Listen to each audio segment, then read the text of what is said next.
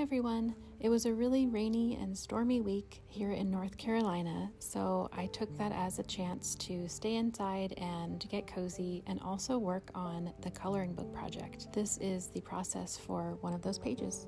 If you've seen any of my recent in the studio videos, this is a coloring book for a local and historic theater here in Wilmington, North Carolina. And this page is using the border that is seen around the actual main stage as the main design element for this page. I draw all of my patterns either in Procreate with my iPad or with just traditional pencil and paper first, and those are the rough drafts so I can get a sense of the placement and an overall visual for what the page will look like. And so a lot of times the rough draft is kind of a quicker sketch, and then I'll take that and put it on my light table as I'm doing here, and I will trace over it using my preferred pen, which in this case it's a 0.2 pigment liner, and then I use this marker paper, which is essentially translucent drawing paper.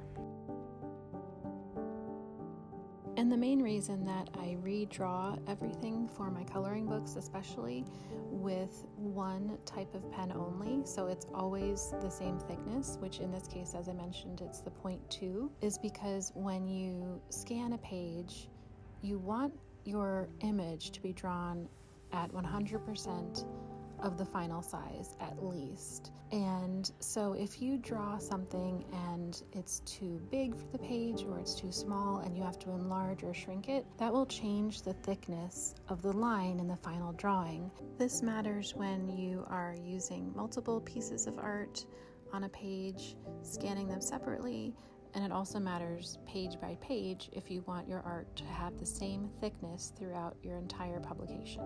So I ink everything at 100% of the size, which is another reason why I do the size placement and planning ahead of time in a rough draft format.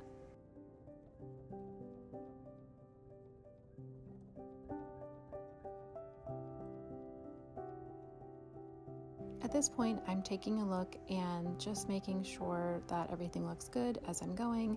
I do want to remember to make some corrections when I scan the artwork and touch it up in Photoshop. So I make little notes that will appear on the final scan, and then I remember to make those changes.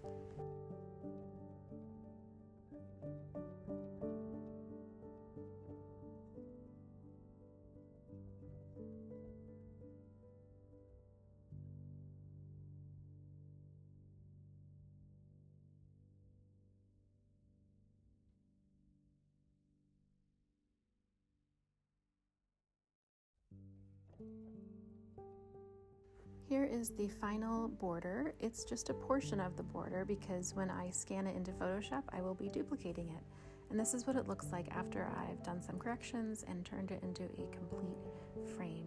And there'll be a lot more on this page, and I can't wait to show you the rest. In the meantime, the sun is coming out and I'm about to go out for a walk. I will be back next week. I hope you all stay well and have a great weekend ahead.